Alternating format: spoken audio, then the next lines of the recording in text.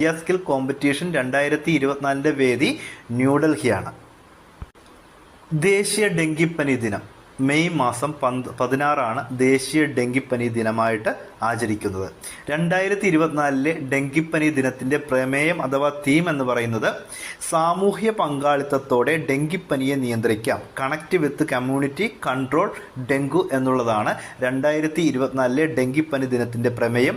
ദേശീയ ഡെങ്കിപ്പനി ദിനം ആയിട്ട് ആചരിക്കുന്നത് മെയ് 16.